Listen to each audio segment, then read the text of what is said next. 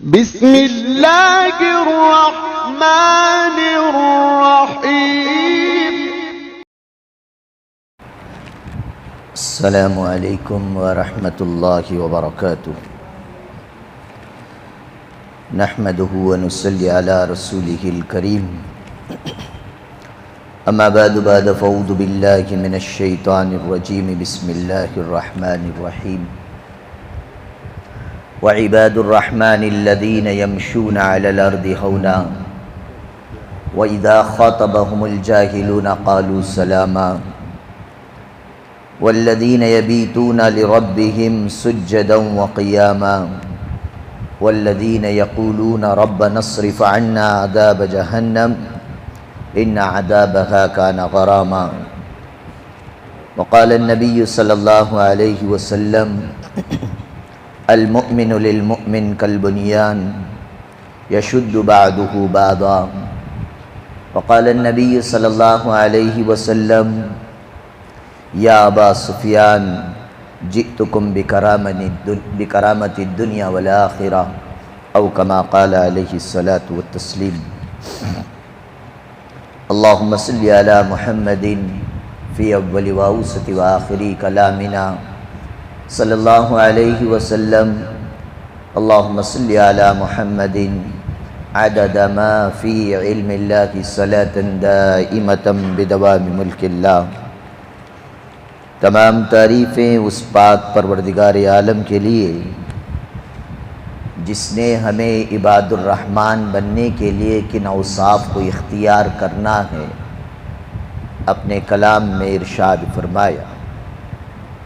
درود و سلام و آقا مدنی سرکار دو عالم حضرت محمد الرسول اللہ صلی اللہ علیہ وسلم کی ذات پر، جن کے ذریعے سے اللہ تبارک و تعالیٰ نے عباد الرحمن کے اوصاف اور اس کی وضاحتیں بیان فرمائی۔ حضرات گرامی قدر و امت مسلمہ کے نوجوان، آج سے 2 ہفتے قبل آپ حضرات کے سامنے عباد الرحمن کا عنوان چھیڑا گیا۔ عباد عبد کی جمع ہے، عبد کے معنی غلام کے ہیں، بندے کے ہیں، اور رحمان یہ اللہ تعالیٰ کی صفات ہے۔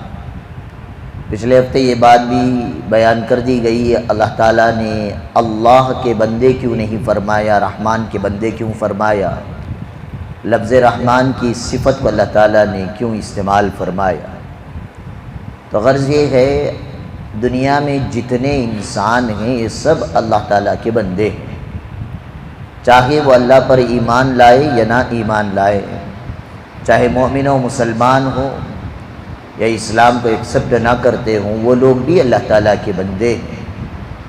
یہ ایک عمومی لفظ ہے جس کو اللہ تعالیٰ نے پیدا کر دیا انسان کی شکل میں، وہ چاہے مذہب اسلام سے تعلق رکھتا ہو یا مذہب اسلام کو نہ مانتا ہو، وہ اللہ کا بندہ ہے۔ اب ان میں سے بھی اللہ تعالیٰ نے اسپیشل بندوں کا ذکر فرمایا۔ اس کی مثال یوں سمجھ لیں، کسی ماں باپ کو 3-4 بچے ہوتے ہیں تو سارے انہی کے بچے ہیں، لیکن ایک بچے کو ماں باپ بڑے شان کے ساتھ یہ کہتے ہیں کہ یہ میرا بچہ ہے، تو وہ بچے کے اندر ایک اسپیشلٹی پیدا ہوتی ہے کہ میرے ماں باپ مجھے سب بچوں میں تھوڑی زیادہ اہمیت دے رکھے۔ ایسے ہی اللہ تعالیٰ اپنے تمام بندوں میں سے کچھ بندوں کو مخصوص فرما رہے کہ میرے قریبی، مجھ سے قرب حاصل کرنے والے، جن سے میرا تعلق اچھا ہے، وہ رحمان کے بندے کون ہیں؟ ان میں سے سب سے پہلی بات اللہ تعالیٰ نے 12 باتوں کا ذکر فرمایا ہے کہ اللہ کے بندوں کے 12 کوالٹیاں ہوتی ہیں۔ ان میں سے پہلی کوالٹی فرمائی یمشون علی الارض ہونا، کہ وہ عاجزی اور انکساری کے ساتھ چلتے ہیں، ان کے اندر بڑائی، گھمنڈ، تکبر نہیں ہوتا۔ تو پہلے نمبر پر فرمایا یمشون علی الارض ہونا۔ اسی لفظ ہونا کا استعمال احادیث کے اندر شمائل ترمذی کی روایت میں آتا ہے حضور اکرم صلی اللہ علیہ وسلم کیسے چلتے تھے۔ راوی ہیں حضرت علی ابن ابی طالب رضی اللہ تعالیٰ عنہ، فرماتے ہیں وَكَانَ يَمْشِي حَوْنًا دَرِيعَ الْمِشْيَةِ إِذَا مَشَىٰ، اللہ کے نبی صلی اللہ علیہ وسلم بڑی عاجزی کی چال چلتے تھے۔ عَلَى الْأَرْضِ حَوْنًا، اور فرمایا کہ ایسے چلتے تھے جیسے پہاڑ کی بلندی سے لے کر زمین کے نشیب کی طرف آدمی سنبھل کر آہستہ آہستہ جو چلتا ہے، اللہ کے نبی صلی اللہ علیہ وسلم ایسے چلا کرتے تھے۔ ابھی آپ غور کر کے دیکھ لیں، آدمی جب اونچائی سے نیچے کی طرف چلنا ہو تو اپنے آپ میں تھوڑا جھکاؤ ہوتا ہے، عاجزی اور انکساری ہوتی ہے۔ اس کے بالمقابل اگر نیچے سے اوپر کی طرف کوئی جا رہا ہو تو اس کے لیے باڈی کا پریشر بھی پڑتا ہے، تو اس کا سینہ آگے کو نکل جاتا ہے، ایسے اینٹ اینٹ کے چلتا ہے۔ تو اللہ کے نبی صلی اللہ علیہ وسلم کی چال، اللہ نے فرمایا میرے بندے وہ یمشون علی الارض ہونا، اللہ کے نبی صلی اللہ علیہ وسلم کی چال، حضرت علی ارشاد فرماتے ہیں وَكَانَ يَمْشِي هَوْنًا دَرِيعَ الْمِشْيَةِ إِذَا مَشَىٰ، اسی لفظ کے ساتھ اللہ کے نبی صلی اللہ علیہ وسلم کا بھی ہمیں حدیث پاک میں ثبوت ملتا ہے۔ تو یہ بات گزر چکی، ہم اللہ کے بندے ہیں، ہمارے اندر عاجزی اور انکساری ہونی چاہیے۔ حضرت حسن رضی اللہ تعالیٰ عنہ اپنے اقوال زرین میں ارشاد فرماتے ہیں انسان کس بات پر گھمنڈ کرتا ہے، اپنی حقیقت پر انسان اگر غور کر لے تو میں ایک ناپاک نطفے سے پیدا ہوا ہوں۔ جو آدمی جو اپنی حقیقت میں غور کر لے گا کہ میں ایک ناپاک نطفے، ایک سوائی کے بیکٹیریا سے اللہ تعالیٰ نے مجھے جنم دیا ہے، تو وہ آدمی کبھی غرور، تکبر اور گھمنڈ اور فخر نہیں کیا کرتا ہے۔ اور دوسری صفت اللہ کے نیک بندوں کے بیان فرمائی وَإِذَا خَاطَبَهُمُ الْجَاهِلُونَ قَالُوا سَلَامًا، جب کوئی اجہل، جاہل، ان پڑھ گوار اپنی جہالت اور بے وقوفی کی بنیاد پر بات کرتا ہے تو وہ اسے اگنور کر کے اپنے کام سے کام رکھتے ہوئے اپنے عین کی طرف فوکس کرتے ہوئے انسان زندگی گزارتا ہے۔ یہ ساری باتیں گزر چکی ہیں۔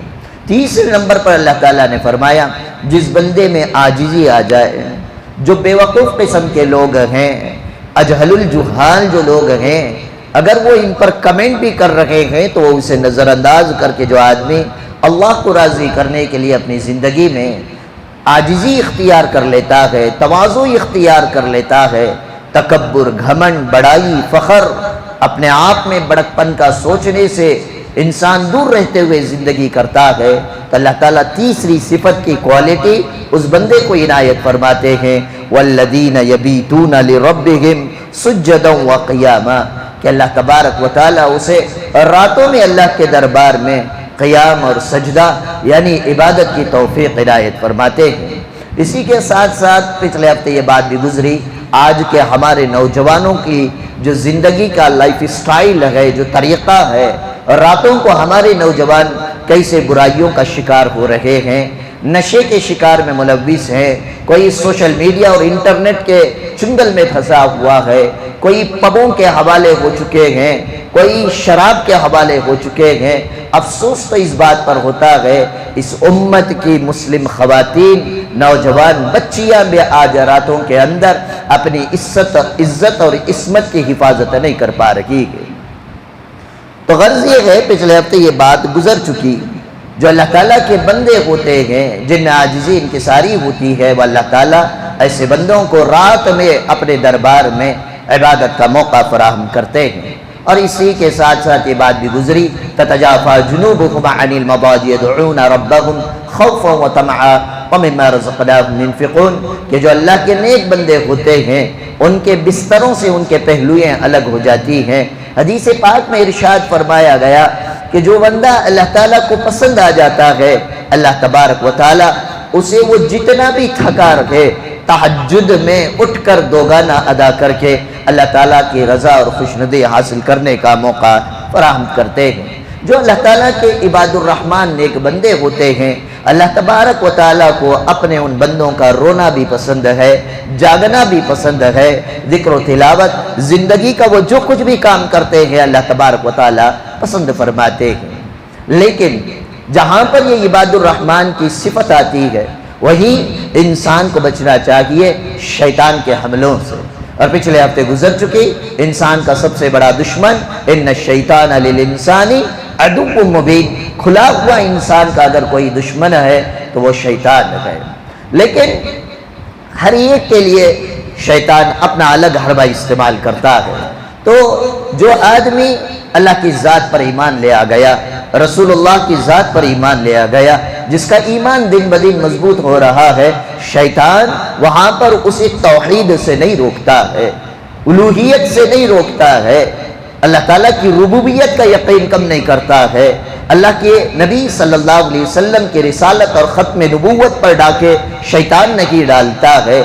جو آدمی کو اللہ کی نبی کی سنتوں سے محبت ہو جاتی ہے اس کے دل سے شیطان سنتوں کی عظمت اور احترام کو ختم نہیں کرتا ہے، بلکہ جو انسان اعمال سے جڑتا ہے اس انسان کو اندر اعمال کا گھمنڈ، اعمال کا غرور، اعمال کا تکبر، اعمال کی وجہ سے اپنے آپ میں بڑکپن پیدا کر دیتا ہے. یہ بھی شیطان کے وساوس اور حربوں میں سے ایک حربہ ہے.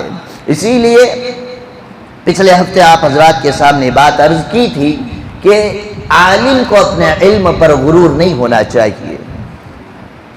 حضرات علماء نے لکھا علم کا خاصہ ہے، علم کا خاصہ ہے کبریائی. خاصہ معنی اسپیشیالٹی. تھوڑا سامنے آ جائیں، بعد میں آنے والے آپ کو پھلان کرائیں گے. بیچ بیچ میں جو جگہ خالی ہے اسے فل کریں. حدیث میں آتا ہے نماز جمعہ کو آتے وقت اگر صف بن گئی ہو تو اسے پھلان کرنا ہے. اگر ہم جگہ چھوڑیں گے بعد میں آنے والا پھلان کرائے گا، ہمارے عمل کی وجہ سے وہ بندہ گناہ میں جائے گا. بچے کنارے میں ہو جائے ادھر ادھر، کیونکہ نماز جب کھڑی ہوگی کچھ لوگ آتے ہیں بچوں کو باہر دھکا دے کے نکال دیتے ہیں. ایسے نہیں کرنا چاہیے. یہی بچے ہیں کل کے مستقبل کے ہماری مسجد کے مصلی بنیں. اس لیے بچوں کو احتیاطاً نماز میں جب آئیں تو سائیڈ میں کھڑے ہو جائیں تاکہ بڑا بندہ بھی آپ کو پیچھے نہ کر سکے. تو غرض یہ ہے، میں بات عرض کر رہا تھا علم کا خاصہ ہے کبریائی. جس کے اندر علم آتا ہے اس کے اندر بڑائی آ جاتی ہے، تکبر آ جاتا ہے، گھمنڈ اور غرور آ جاتا ہے. اور یہ بات یاد رکھے تکبر، بڑائی، کبریائی صرف اللہ تعالیٰ کو ساجتی ہے. اللہ کے علاوہ نبی بھی نعوذ باللہ اس چیز پر حملہ آور نہیں فرماتے ہیں. اس لیے کہ حدیث پاک میں آتا ہے جناب محمد رسول اللہ صلی اللہ علیہ وسلم نے فرمایا الکبر ردائی. حدیث قدسی ہے، اللہ تعالیٰ ارشاد فرمانے کے انداز میں آقا علیہ السلام نے فرمایا بڑائی میری چادر ہے. یہ بڑائی، کبریائی، فخر، گھمنڈ، تکبر، غرور یہ اللہ تعالیٰ کی چادر ہے. اور آپ اپنی زندگی کے اندر تجربہ کر کے ہوں گے، آپ شال اوڑھ کر آ رہے ہوں یا رومال ڈال کے آ رہے ہوں یا عورتیں اسکارف پہن کر آ رہی ہیں یا کوئی بندہ پگڑی باندھ کے آ رہا ہو، آپ کے رومال، اسکارف، چادر، رومال اور آپ کی شال کو کوئی پکڑ کر کھینچ دے انسان کو فوراً غصہ آ جاتا ہے. ایسے جھٹکا دے کر اپنی چیز کو سنبھالنے کی کوشش کرتا ہے. ایسے ہی جو آدمی تکبر کرتا ہے، گھمنڈ کرتا ہے، فخر کرتا ہے، کبر کرتا ہے، غرور کرتا ہے، گویا یہ اللہ تعالیٰ کی چادر کو کھینچ رہا ہے. اسی لیے جہاں کہیں بھی اللہ تبارک و تعالیٰ کا نام لیا جاتا ہے غور کریں اس میں اللہ کی کبریائی کو بیان کی جاتی ہے. مؤذن نماز سے پہلے اذان دیتا ہے تو پہلا جملہ ہوتا ہے اللہ اکبر، اللہ اکبر. اللہ سب سے بڑا ہے، اکبر یہ اللہ تعالیٰ کی کبریائی ہے، اللہ تعالیٰ کی بڑائی بیان کی جا رہی ہے. اب اس بڑائی کو کوئی آدمی اپنے لیے استعمال کرتا ہے، اللہ تعالیٰ ہر انسان کو تو بخش سکتے ہیں لیکن تکبر، گھمنڈ، کبریائی، غرور میں جو آدمی ملوث ہو جاتا ہے اللہ تبارک و تعالیٰ اسے معاف نہیں فرماتے. اسی لیے مشائخ نے فرمایا اگر کسی کو اللہ تعالیٰ نے علوم نبوت سے سرفراز فرمایا، کسی کو قرآن کا علم دیا، کسی کو حدیث کا علم دیا، کسی کو تفسیر کا علم دیا، کسی کو اصول حدیث کا علم دیا، کسی کو فقہ کا علم دیا، جتنے علوم و فنون اللہ تبارک و تعالیٰ کسی انسان کو عطا فرما دیں۔ وہ انسان اپنے علوم کے ساتھ اپنی اصلاحی تربیت لیتا ہے تو اس کے اندر تکبر نہیں آتا، لیکن علم کے ساتھ بڑوں کی اصلاح، بڑوں کی ترتیب، بڑوں کی بات مان کر چلنے کی جہاں پر بات نہ آئے، اس آدمی کے اندر کبر آ جاتا ہے، تکبر آ جاتا ہے، غرور آ جاتا ہے۔ اس کی تربیت اور اصلاح سازی مدارس اسلامیہ میں چھوٹے بچے سے کرائے جاتے ہیں۔ آپ کبھی کسی مدرسے کا آپ دورہ کر دیکھ لیں، استاد محترم نماز کے لیے آئیں گے، درسگاہ کے لیے آئیں گے، وہ اپنی جوتیاں چھوڑے، طلبہ دوڑ کر جاتے ہیں، میں استاد کی جوتیاں سیدھی کروں۔ خدا وحدہ لا شریک لہ کی قسم کھا کر کہتا ہوں، آج اگر میں آپ سے کچھ دین کی بات کر رہا ہوں، اس میں میرا کوئی کمال نہیں ہے، ہمارے اساتذہ کی اصلاح، ان کی دعائیں، ان کی شفقتیں، ان کی محبتوں سے جو پاٹ اور سبق مجھے پڑھایا گیا، وہی باتیں میں آج آپ حضرات کے سامنے عرض کر رہا ہوں۔ اس لیے حضرات علماء اور فرغائے مدارس اسلامیہ کو بار بار اس بات پر زور دیا جاتا ہے کہ آپ اپنے علم کے ساتھ اصلاحی تعلقات قائم کریں، بڑوں کے ساتھ تربیتی تعلقات قائم کریں۔ جس انسان کے اندر اصلاح اور تربیت کا یہ ماحول ہوتا ہے، وہ آدمی شیطان کے غرور اور کبر کے حملے سے وہ علم والا بچ جاتا ہے۔ اب رہی بات ہم کس بات کے علم پر غرور کریں، میرا اور آپ کا علم کیا ہوگا؟ کیا میں اس بات پر گھمنڈ کروں کہ اللہ تعالیٰ نے مجھے حافظ قرآن بنایا؟ کیا میں اس بات پر گھمنڈ کروں کہ میں قرآن کے ترجمے کو جانتا ہوں؟ کیا میں اس بات پر گھمنڈ کروں کہ میں نبی کی احادیث کے کچھ احادیث کو جانتا ہوں؟ نہ، آئیے میرے اور آپ کے آقا جناب محمد الرسول اللہ صلی اللہ علیہ وسلم کی زندگی میں دیکھے اللہ نے میرے نبی کو کیسا علم عنایت فرمایا تھا، بلکہ اللہ کے نبی صلی اللہ علیہ وسلم کے صفات میں سے ایک صفت یہ بیان فرمائی، نبی الامی، میرے نبی امی تھے، یعنی دنیا میں میرے نبی نے کسی سے پڑھنا لکھنا نہیں سیکھا۔ اللہ تعالیٰ نے میرے نبی کو علم لدنی اور علم تکوینی ایسا عنایت فرمایا تھا۔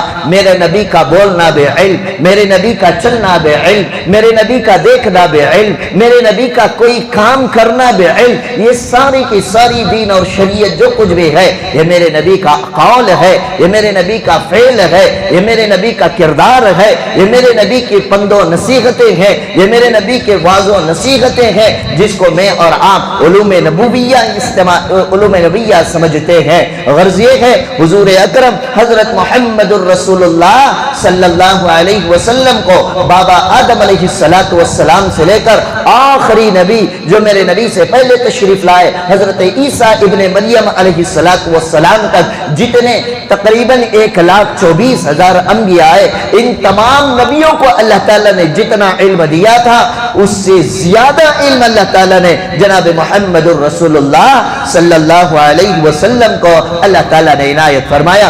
اسی لیے اللہ کے نبی صلی اللہ علیہ وسلم نے فرمایا انما بعثت معلما، اللہ تبارک و تعالیٰ نے مجھے دوسروں کو علم دینے والا بنا کر، معلم انسانیت بنا کر بھیجا ہے۔ میرا نبی اس کائنات کے ہر مخلوق کا، ہر انسان کا، ہر اللہ تبارک و تعالیٰ کی بنائی ہوئی چیز کا معلم بنا کر، ٹیچر بنا کر، پروفیسر بنا کر، لیکچرر بنا کر اللہ تعالیٰ نے جناب محمد الرسول اللہ صلی اللہ علیہ وسلم کو اللہ تعالیٰ نے مبعوث فرمایا۔ تو اندازہ لگائیں آدم کا علم، نوح کا علم، شیس کا علم، ادریس کا علم، صالح کا علم اور یعقوب کا علم، یوسف کا علم، جتنے انبیاء علیہ السلام آئے ان نبیوں کا علم، توریت کا علم دیا گیا، انجیل کا علم دیا گیا، زبور کا علم دیا گیا، صوف آدم کا علم دیا گیا، صوف شیس کا علم دیا گیا۔ یہ سارے علوم ایک طرف ہے، میرے نبی آقا محمد الرسول اللہ صلی اللہ علیہ وسلم کو ان تمام علوم سے زیادہ علم حضور اکرم صلی اللہ علیہ وسلم کو دیا گیا۔ ایک موقع پر اللہ کے نبی صلی اللہ علیہ وسلم نے فرمایا اوتیت العلم من الاولین والآخرین، اللہ تعالیٰ نے مجھے اولین اور آخرین کا علم یعنی شروع سے لے کر اخیر تک کا علم اللہ تعالیٰ نے حضور اکرم صلی اللہ علیہ وسلم کو عنایت فرمایا۔ کتنا علم عنایت فرمایا؟ انی رسول اللہ الیکم جمیعا، میرے نبی صرف عرب کے لوگوں کے لیے نبی بن کر نہیں آئے، مڈل ایسٹ کے لوگوں کے لیے نبی بن کر نہیں آئے، صرف ایک خطے کا نبی، ایک علاقے کا نبی، ایک قبیلے کا نبی، ایک کنٹری کا نبی، ایک بر اعظم کا نبی، ایک کانٹیننٹ کا نبی بن کر نہیں آئے. انی رسول اللہ الیکم جمیعا. قیامت تک جتنے نسل انسانی کی پیدائش ہوگی ہر ایک کا نبی اگر کوئی بن کر آیا وہ جناب محمد الرسول اللہ صلی اللہ علیہ وسلم کو بنا کر اللہ تعالیٰ نے بھیجا.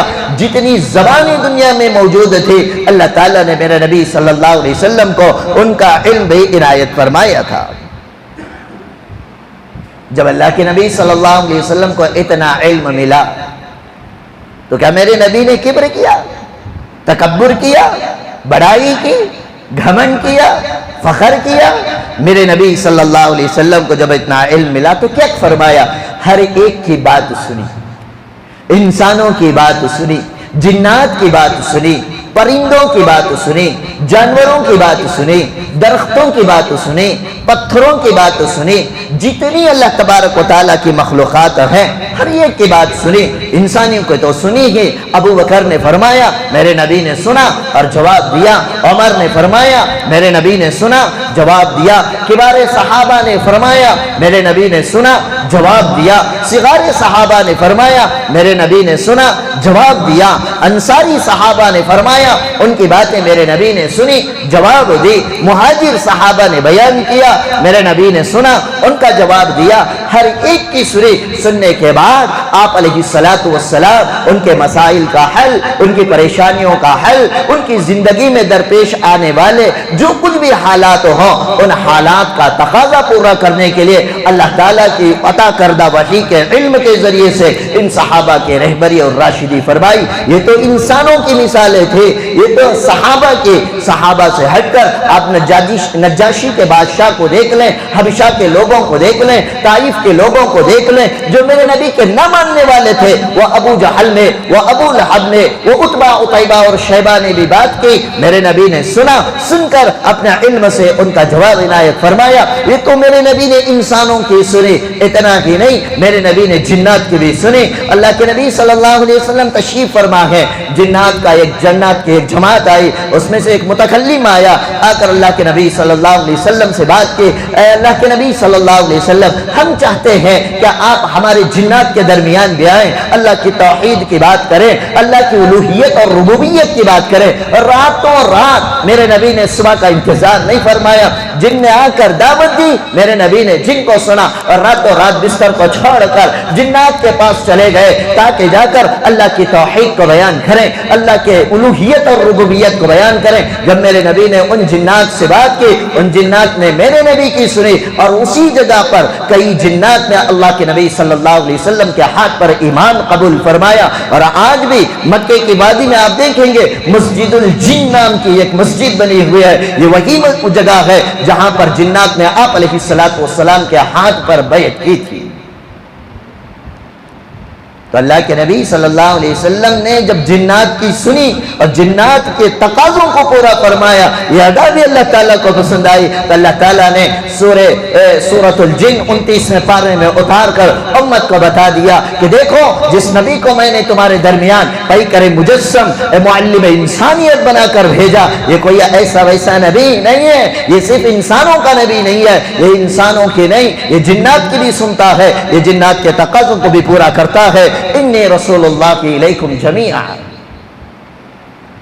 بارہا موقع در موقع پر اللہ کے نبی صلی اللہ علیہ وسلم کے پاس جبرائیل علیہ السلام وحی لے کر آتے. جبرائیل فرشتے ہیں، میرے نبی نے جبرائیل جیسے فرشتے کو بھی سنا.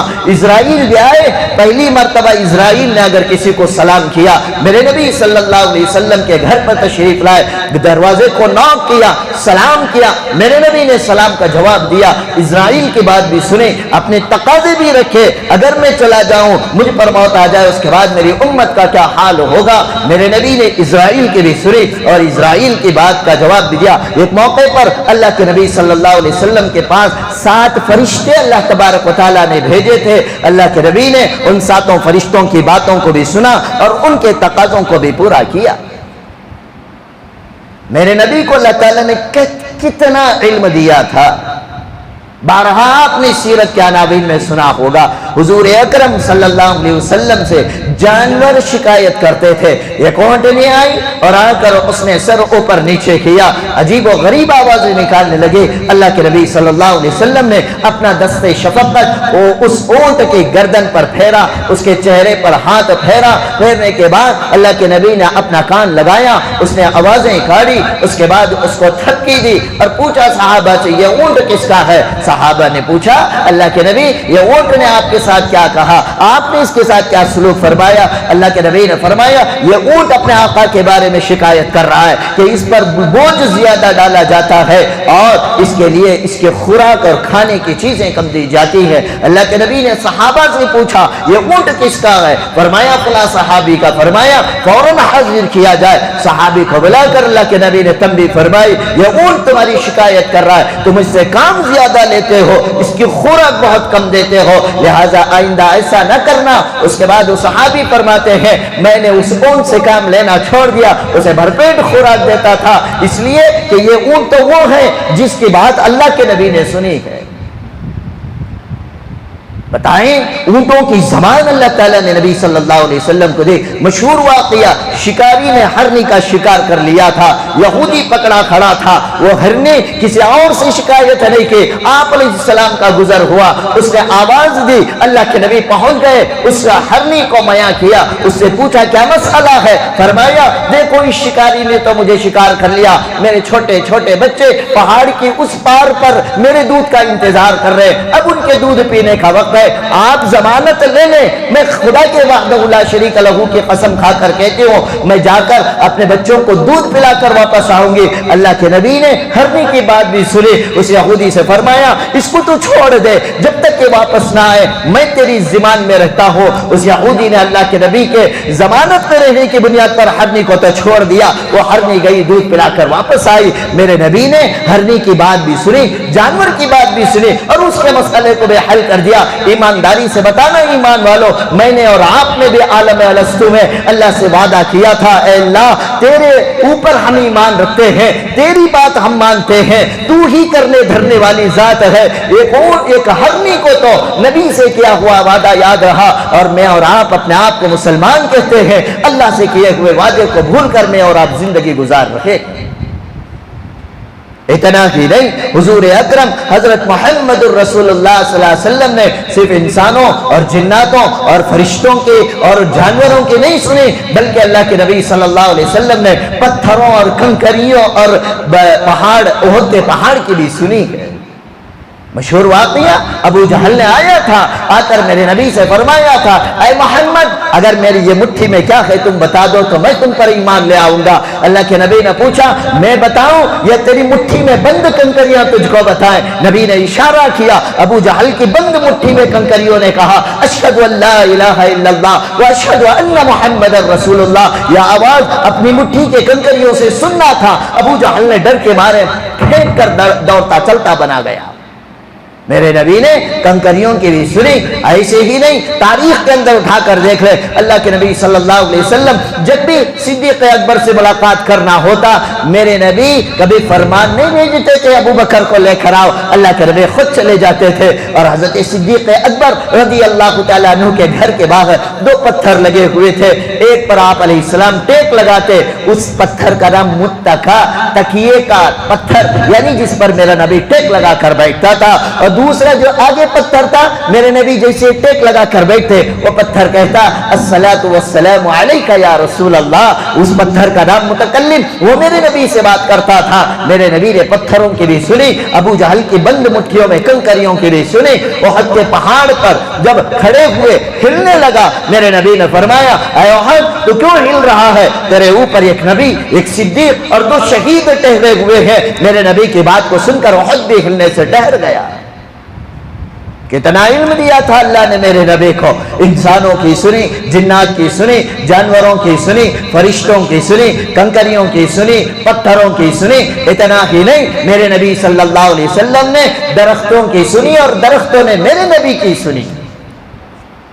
سفر میں جا رہے ہیں، تقاضا یا استنجے کا اللہ کے نبی صلی اللہ علیہ وسلم کو ایک میدان میں گئے، جا کر فرمایا اے درختوں اے پودوں سنو، اللہ کے نبی کو استنجا کرنا ہے، تقاضے پورے کرنا ہے، جلدی سے پردے کا انتظام کیا جائے۔ چھوٹی چھوٹی جھاڑیاں جو دور دراز کے زمین کو چیرتے ہوئے آ کر آپ علیہ السلام کے ارد گرد کھڑی ہو گئی۔ اللہ کے نبی نے استنجا کیا، فارغ ہونے کے بعد کہا کہ چلو تم اپنی جگہ پر چلے جاؤ، وہ درختیاں اپنی جگہ پر واپس چلے گئے۔ اللہ کرے اللہ تعالیٰ مجھے اور آپ کو بار بار حج عمرے کی توفیق عطا فرمائے۔ یہ وہ زمین ہے جہاں پر جا کر ایمان تازہ ہو جاتا ہے۔ مکے کی سرزمین پر جب آپ گشت کریں گے، آپ کو الجیات کی جانب جب جانا ہوگا، وہاں پر ایک مسجد نظر آئے گی جسے مسجد الشجرہ کہتے ہیں، یعنی درخت کی مسجد۔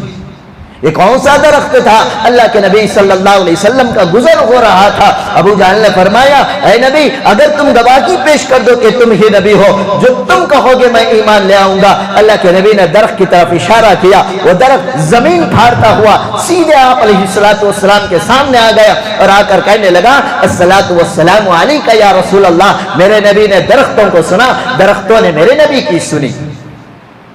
بتاؤ آج میں پوچھتا ہوں پوری دھرتی اور کائنات اور کرۂ ارض پر کوئی ایک بندہ ہے جس کو درختوں کی زبان آتی ہو، جسے پودوں کی زبان آتی ہو، جسے جنات کی زبان آتی ہو، جسے فرشتوں کی زبان آتی ہو، جسے ملائکہ کی زبان آتی ہو؟ اتنا علم اللہ تعالیٰ نے جناب محمد الرسول اللہ صلی اللہ علیہ وسلم کو عنایت فرمایا تھا۔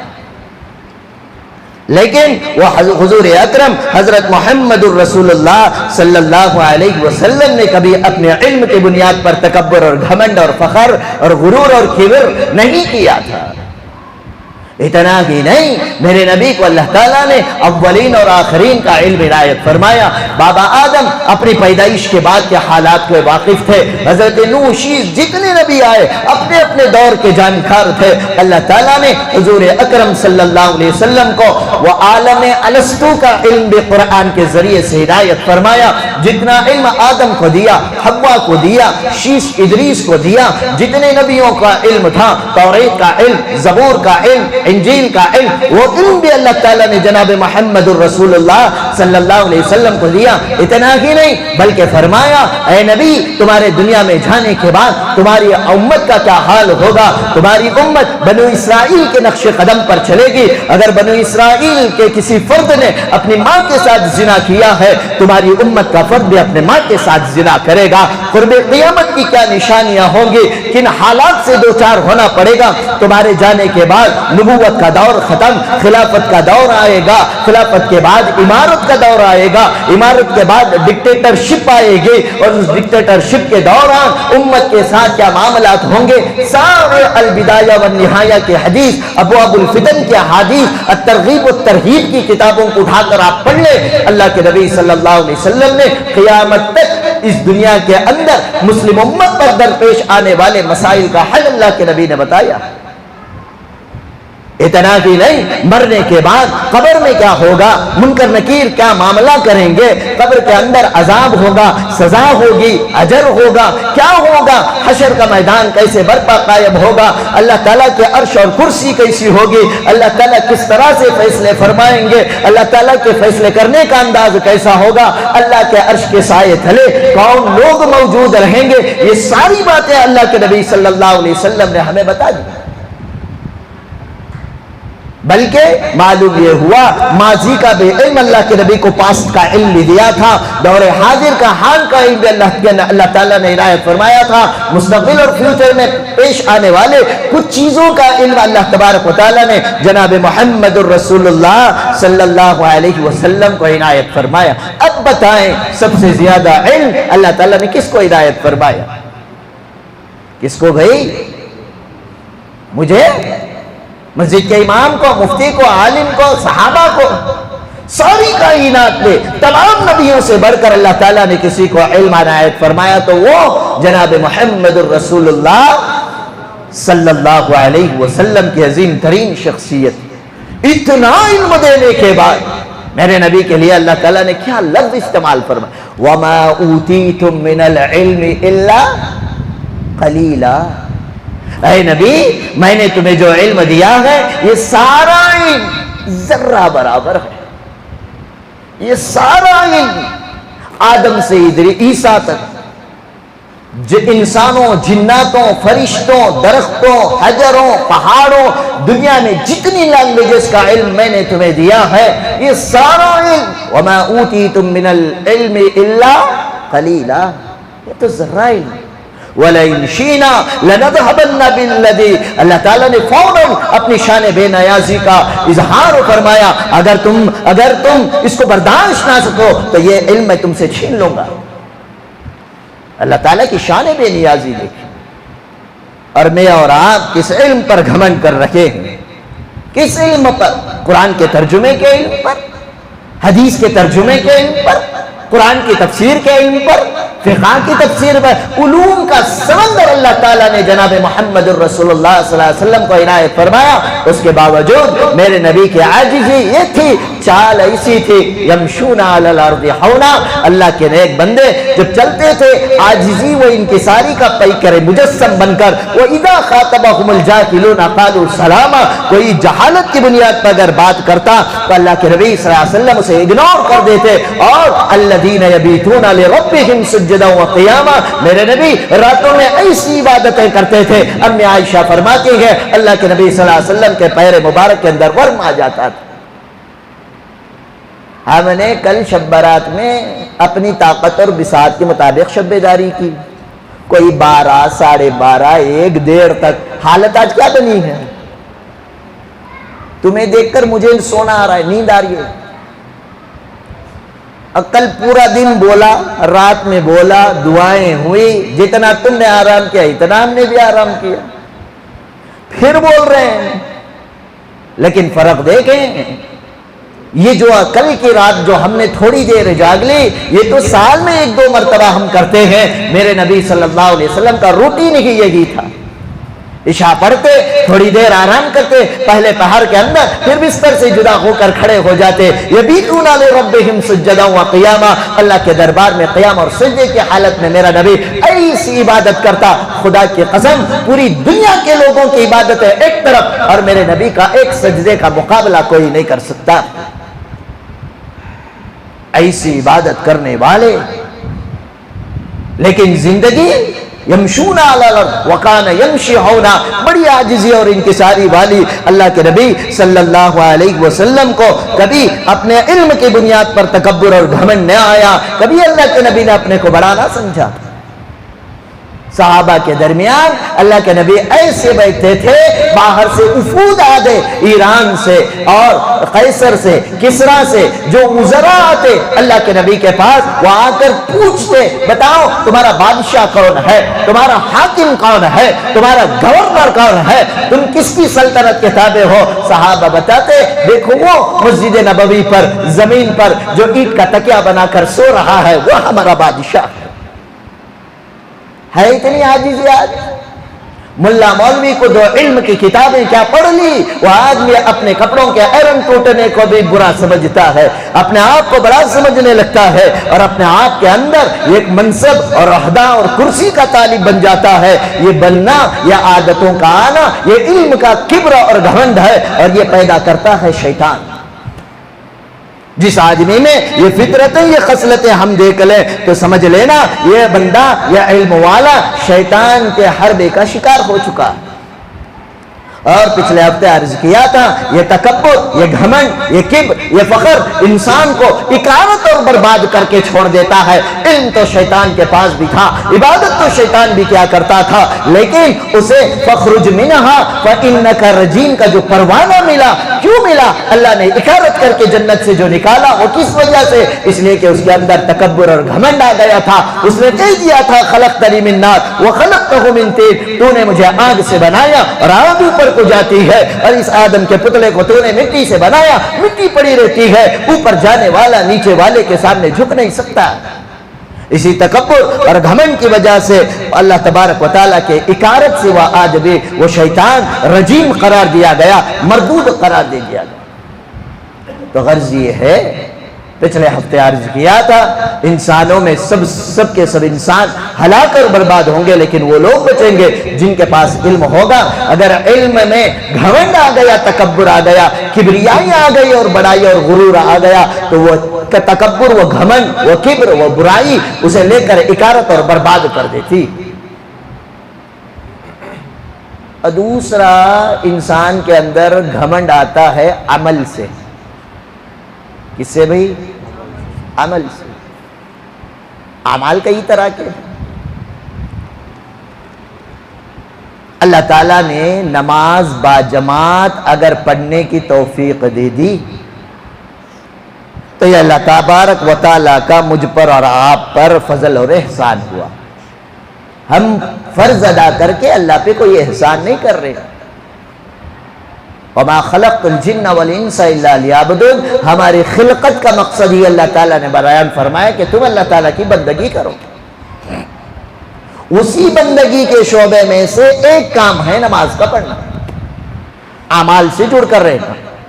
کوئی آدمی 5 وقت کی فرض نماز باجماعت پڑھ رہا ہے، سنتوں کا اہتمام کر رہا ہے، نفلوں کا اہتمام کر رہا ہے، قرآن مجید کی تلاوت کا اہتمام کر رہا ہے، ذکر کی توفیق مل گئی، بار بار عمرے پہ عمرے کر رہا ہے، یا حج کی عبادت بھی اللہ تبارک و تعالیٰ نے توفیق دے دی، تو جس آدمی میں عمل کا تکبر اور کبر پیدا ہو جاتا ہے وہ دوسروں کو حقیر سمجھنے لگتا ہے۔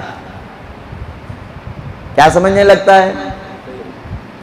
بولو بھئی، میں 5 وقت کی نماز پڑھتا ہوں، بھائی ایک نماز بھی پڑھتا نہیں۔ بات سمجھ میں آ رہی ہے نہیں آ رہی ہے؟ کھولو منہ، سمجھ میں آ رہا ہے؟ ابا دبا کر روزہ کریں کیا؟ کلیج بولیا کوئی روزہ اوزہ میں تو نہیں رکھا روزہ۔ ہو سکتا ہے آپ اللہ والے ہوں، ماشاءاللہ مستحب پر بھی عمل کرتے ہوں۔ جب مستحب پر عمل کرنے کا تو فجر میں تو دکھنا تھا، لنگی کھول کو پگڑی بن لے، کل سمجھایا نہیں؟ یہی حال ہے امت کا، مستحب کو اتنی اہمیت دیے، جمعہ میں آدھے ڈھلے ہوگی۔ تو جس انسان کے اندر عمل کا تکبر، عمل کا گھمنڈ، عمل کا غرور، عمل کا کبر آ جاتا ہے، وہ آدمی بے نمازی کو دیکھ کر حقیر سمجھنے لگتا ہے۔ اور یہ حقیر کا سمجھنا، کسی بے نمازی کو دیکھ کر بے نمازی کر کے حقارت کی نظر سے دیکھنا، نفل نہ پڑھنے والے کو حقارت کی نظر سے دیکھنا، ذکر نہ کرنے والے کو حقارت کی نظر سے دیکھنا، تلاوت نہ کرنے والے کو حقارت کی نظر سے دیکھنا، یہ اس بات کی دلیل ہے کہ اسے اپنے عمل پر تکبر، گھمنڈ اور غرور اور کبر موجود ہے۔ علماء نے لکھا ہے اسے کہتے ہیں عمل کا غرور۔ تو سب سے پہلی بات، جس انسان میں عمل کا غرور آ گیا وہ دوسروں کو حقیر سمجھتا ہے۔ دوسرا کام کیا کرتا ہے؟ وہ عیب جوئی کرتا ہے۔ عیب جوئی معلوم؟ دوسرے میں برائیاں ڈھونڈتا ہے، دوسرا میں بولو بھائی کیا نماز پڑھ رہا، چیٹیاں چلاتا ہوں نا، فنڈا کو دیتا ہے، اس کی جو سنگا کی بڑی حضرات، دوسروں کا عیب تلاش کرنا اس کے عمل پر اسے کبر موجود ہونے کی علامت ہے۔ آج ہم کچھ کریں یا نہ کریں، اپنی فکر ہمیں نہیں پڑی ہے، لیکن دوسرے کی ٹارگٹ بنا کر اس کے عیبوں کی تبلیغ کرنا ہماری ذمہ داری ہے نہیں ہے؟ بولو جی اللہ کے بندے، کرتی نہیں کرتے؟ یہ اپنے برے اعمال پر کبر اور تکبر کی علامت ہے۔ اللہ کے نبی صلی اللہ علیہ وسلم نے فرمایا جو آدمی دوسروں کے عیبوں کو چھپاتا ہے اللہ تعالیٰ اس کے عیبوں کو چھپاتے ہیں، اور حشر کے میدان میں دوسروں کے عیبوں کو چھپانے والوں کو سب سے چھپا کر بلا کر اس کے گناہ گنواتے ہیں۔ اب وہ سوچنے لگتا ہے کہ اب تو میں جہنم میں جا رہا ہوں، اللہ تعالیٰ فرماتے تو نے میرے بندوں کے عیبوں کو چھپایا، کیا تو سمجھتا ہے تو بڑا ستار ہے؟ میں تیرے سے بڑا ستار ہوں، جا میں سارے انسانوں سے تیرے عیبوں کو چھپا کر تجھے بھی میں مغفرت عطا کر کے تجھے جنت کا فیصلہ فرماتا ہوں۔ وَمَنْ كَشْفَ عَوْرًا، جو دوسروں کے عیب بیان کرتا ہے، جو دوسروں کی بھلائیوں میں برائیاں کھکور کر نکالتا ہے، اللہ تبارک و تعالی حشر کے میدان میں اس کے ساتھ وہی معاملہ کرے۔ اب اللہ اگر پکڑنے پر آ جائے، ایمانداری سے بتانا، ہم نے زندگی میں جتنی نمازیں پڑھی ہے، کیا ایک سجدہ بھی ہمیں یقین ہے کہ اللہ نے قبول کیا؟ مجھے تو یقین نہیں ہے۔ ہاں، اللہ کی ذات سے فقط امید ہے، اگر وہ قبول کر لے تو ظاہر نصیب۔ ہمارے اعمال ایسے ہیں، ہمیں اپنا محاسبہ کرنا ہے، اپنے زندگی کے اندر غور کریں گے تبھی اعمال کے اندر ہمارے سدھار آ سکتا ہے۔ اللہ کے نبی حضرت محمد الرسول اللہ صلی اللہ علیہ وسلم نے فرمایا، جس آدمی کو عمل کی کبر بڑائی آ جاتی ہے، وہ دوسروں کو حقیر سمجھنے لگتا ہے، اور دوسرے نمبر پر وہ دوسروں کی عیب جوئیاں اور برائیاں تلاش کرنے لگتا ہے۔ تیسرے نمبر پر اس پر شیطان کا حملہ یہ ہوتا ہے، تو ماشاءاللہ اس سے بیٹر ہے، تو 5 وقت کی نماز پڑھتا ہے، اشراق پڑھتا ہے، چاش پڑھتا ہے، اوابین پڑھتا ہے، قرآن کی تلاوت کرتا ہے، ذکر کرتا ہے، صدقہ خیرات کرتا ہے، غریب کے اوپر ہمدردی کرتا ہے، جمعے کا چندہ دیتا ہے، مدرسے کو دیتا ہے، برائی بیان نہیں کرتا، تو شراب نہیں پیتا، تو گانجا نہیں مارتا، تو سلیشن نہیں مارتا، اپنے اندر بہت ساری اچھائیاں دیکھنے لگتا ہے۔ اچھائیاں دیکھنے کے بجائے غور تو کر لے میرے اندر کمی کیا چیز کی۔ جب آدمی اپنی برائیوں پر نگاہ ڈالتا ہے تو اس کے اندر اچھائیاں پیدا ہوتی ہیں۔ اسی لیے شاعر مشرق علامہ اقبال رحمۃ اللہ علیہ نے فرمایا، پڑے جب اپنی برائیوں پہ نظر تو نگاہ میں کوئی برا نہ رہا۔ اپنی برائیوں پر جب آدمی غور کر لیتا ہے، سامنے والا تو اسے فرشتہ صفت انسان نظر آئے گا، لیکن جس آدمی کے اندر عمل کا غرور آ گیا، وہ دوسروں کو حقیر سمجھنے لگتا ہے، تو اس کے اندر چوتھی بیماری یہ ہو جاتی ہے کہ میں اب اس لائق بن گیا ہوں کہ مجھے کوئی عہدہ دیا جائے۔ عمل کا غرور، میں نماز پڑھتا ہوں، ذکر کرتا ہوں، تلاوت کر، مجھے وہ عہدہ دیا جائے، مجھے منصب دیا جائے، مجھے عمارت میں موقع دیا جائے، میں ذمہ دار بن جاؤں، میری تقریریں لوگ سنیں، میرے سے لوگ مشورہ کیا کریں۔ یہ جو میرے اندر یہ کوالٹیاں، یہ بڑائیاں جو انسان کے اندر عہدے کی طلبی جو آ رہی ہے، وہ اس لیے آ رہی ہے کہ اس انسان کو اپنے اعمال پر گھمنڈ اور تکبر ہے۔ اب ایمانداری سے بتائیں کہ کیا میرے نبی حضرت محمد الرسول اللہ صلی اللہ علیہ وسلم سے زیادہ کوئی عمل کرنے والا کائنات اور دھرتی پر کوئی پیدا ہوا؟ جب تک میرے نبی باحیات رہے، تمام تر ذمہ داریاں آپ علیہ السلام نے نبھائی، لیکن کبھی عہدہ طلبی اور منصب کے قائل اپنے آپ کو نہیں سمجھا۔ کیوں؟ اس لیے کہ یمشون علی الارض ہونا، رحمان کے بندے وہ ہیں جن کی زندگی کے اندر عاجزی اور انکساری آتی ہے، اور جس میں تکبر اور گھمنڈ آ جاتا ہے وہ آدمی شیطان کے حربے کا شکار ہو جاتا ہے، تو شیطان اس آدمی کو اعمال کا گھمنڈ پیدا کر دیتا ہے۔ تو اب یہ بات تیسری یہ سمجھ لے، اللہ تعالیٰ نے حضور اکرم حضرت محمد الرسول اللہ صلی اللہ علیہ وسلم کو اس دھرتی اور کائنات پر جو بھیجا، ان بھیجنے کے مقاصد میں سے ایک مقصد یہ تھا، اللہ کے بندوں کو اللہ کا بندہ بنانا حضور صلی اللہ علیہ وسلم کا مشن تھا۔ بھئی دنیا میں جتنے انسان ہیں یہ کون ہیں؟ شروع میں بات کیا تھا میں، وہاں تک کہ لوگ بولے دنیا میں جتنے انسان ہیں، ایمان لائے نہ لائے، مسلمان ہو یا نہ ہو، یہ سب کون ہیں؟ یہ اللہ کے بندے ہیں۔ لیکن کچھ لوگ اللہ کو بھول کر زندگی گزار رہے ہیں۔ اللہ کے نبی اسی لیے آئے تھے، اللہ کے بندے جو اللہ کو بھول کر زندگی گزار رہے ہیں انہیں اللہ کی پہچان بتا کر اللہ کے دین کی طرف لے کر آؤ۔ اسی لیے اللہ تعالیٰ نے فرمایا وَمَنْ أَحْسَنُ قَوْلًا مِّمَّنْ دَعَا إِلَى اللَّهِ، اس سے زیادہ بہترین بات کون سی ہو سکتی ہے کہ جو انسان اللہ کی طرف دعوت دے۔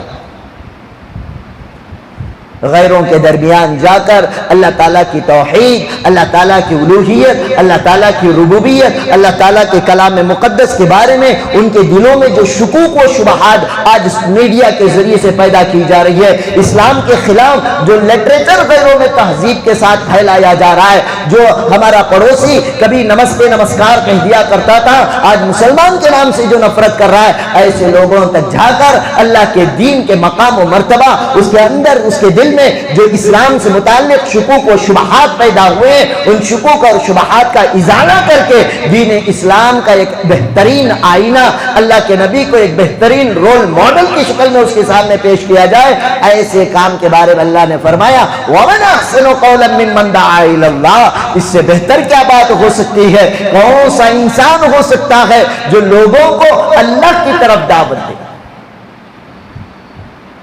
اور اسی کی دوسری شک دعوت امت، دعوت اجادت، دعوت و تبلیغ کا کام، لیکن پہلی شک کو ہم نے چھوڑ دی۔ اللہ کے نبی صلی اللہ علیہ وسلم سنے ہی ہم نے بارہا روزانہ 70 مرتبہ ابو جہل کے پاس جاتے تھے، آپ ایمانداری سے بتانا ہمارے پڑوس میں رہنے والے غیر مسلم کے پاس ہم نے کتنی مرتبہ دعوت دی۔ یہ نہیں کہتا کہ آپ قرآن پیش کر دینا، آپ کا عمل، آپ کا کردار، آپ کے اخلاق، آپ کا بیہیویئر، آپ کے پڑوسی کے حقوق کرنے کا انداز ایسا ہو، وہ آدمی سوچنے پر مجبور ہو جائے جب محمد کے غلام کے یہ اخلاق ہے تو محمد کے اخلاق کیا ہوں گے۔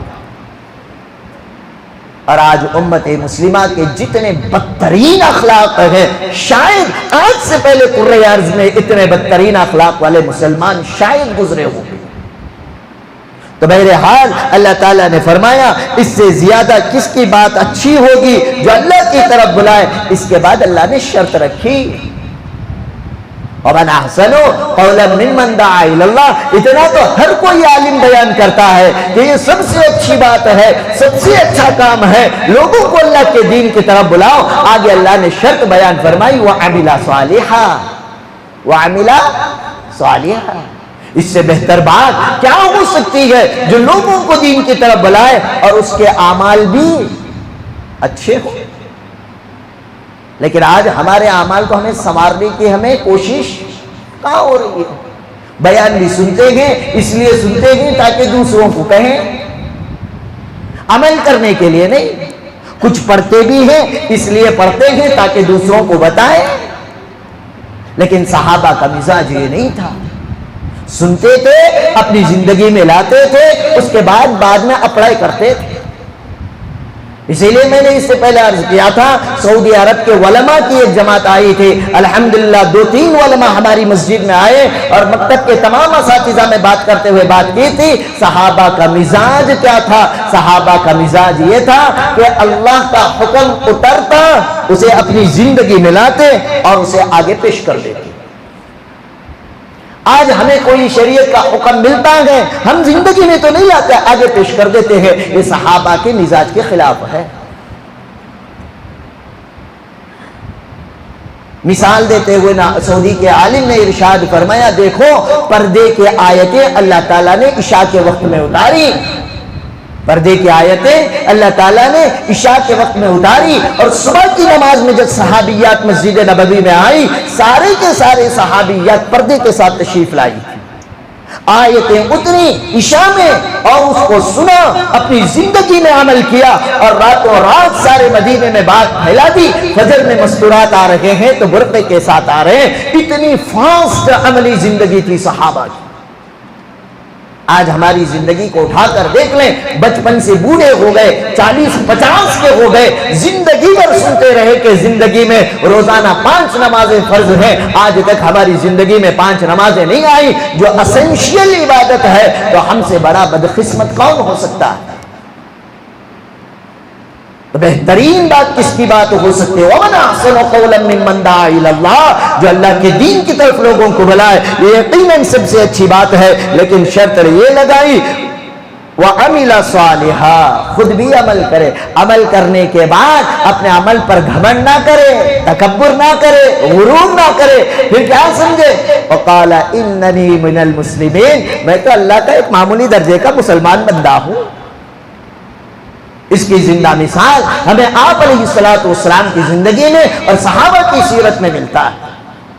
صحابہ نے ایسے ایسے کارنامے انجام دیے، احد کے میدان میں، بدر کے میدان میں 313 صحابہ اللہ تعالیٰ نے بہترین کامیابی عطا فرمائی تھی، اور اسی بدر کے میدان میں حضرت عکاشہ رضی اللہ تعالیٰ عنہ ایک صحابی تھے جن کی تلوار ٹوٹ گئی تھی۔ اللہ کے نبی نے ایک درخت کی ٹہنی توڑی اور دیکھ کر عکاشہ سے فرمایا، اے عکاشہ بن محسن جاؤ، یہی ٹہنی تمہاری تلوار ہے۔ حضرت عکاشہ بن محسن لے کر میدان بدر میں اترے۔ صحابہ کہتے ہیں اللہ کے نبی کے ہاتھ سے وہ ٹہنی لی اور جیسے آسمان کی طرف بلند کیا، اللہ تعالیٰ نے عکاشہ بن محسن کی اس ٹہنی کو تلوار کی شکل میں تبدیل کر دیا۔ وہ صرف جنگ بدر تک نہیں، اللہ کے نبی کے دور میں بھی وہ تلوار رہی، ابو بکر صدیق کے دور میں بھی وہ تلوار رہی۔ صحابہ حضرت عکاشہ بن محسن کو دیکھ کر کہتے تھے، ارے رے یہ عکاشہ بن محسن تو وہ ہے، اللہ کے نبی نے اس کے ہاتھ میں ٹہنی دی تو اللہ تعالیٰ نے اس ٹہنی کو تلوار میں تبدیل کر کے رکھ دیا تھا۔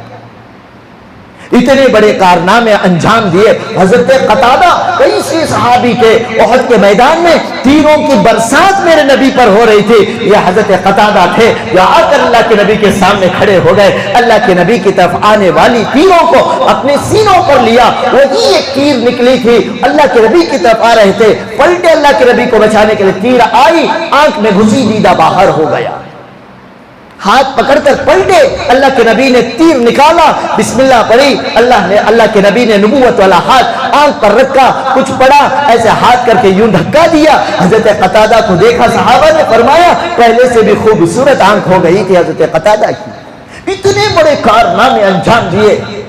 وہ بلال حبشی جسے تپتی ہوئی ریت پر کھینچا جا رہا تھا، چٹانیں رکھی جا رہی تھی، احد احد کہتا رہا، وہ حضرت خباب بن الارت جن کو آگ کے انگاروں پر کھینچا جاتا، ان کے زخموں کے خون اور پیپ سے وہ آگ بجھ جایا کرتے تھے۔ ان صحابہ نے اپنی ان قربانیوں پر کبھی تکبر اور گھمنڈ کر کے دوسروں کو حقیر نہ سمجھا۔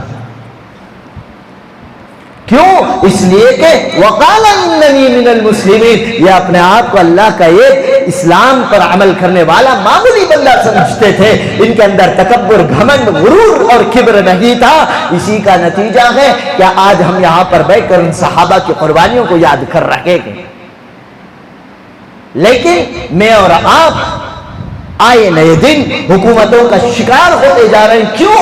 وَمَنْ أَعْرَضَ عَنْ ذِكْرِي فَإِنَّ لَهُ مَعِيشَةً ضَنْكًا، اس لیے کہ اللہ کے فرمودات کو ہم نے پس پشت ڈال دیا، جس کی وجہ سے اللہ تعالیٰ ایمان والوں کے لیے زمین کو تنگ کر رہا ہے۔ ایسے دور میں کیا کریں ہم اللہ کے وہ بندے جو اللہ کو فراموش کر بیٹھے ہیں۔ وَمَنْ أَحْسَنُ قَوْلًا مِّمَّنْ دَعَا إِلَى اللَّهِ، انہیں اللہ کے دین کی طرف دعوت دیں، وَعَمِلَ صَالِحًا، ہم اپنی زندگی میں نیک اعمال کو اختیار کریں۔ وقال اننی من المسلمین، اپنے آپ کے اندر عاجزی کے ساتھ چھوٹا بندہ اللہ کا سمجھ کر یمشون علی الارض ہونا، عاجزی اور انکساری والی زندگی گزارنے والے بنیں گے تو انشاءاللہ اللہ تعالیٰ میرا اور آپ کا شمار عباد الرحمن میں فرمائیں گے، کریں گے سب انشاءاللہ۔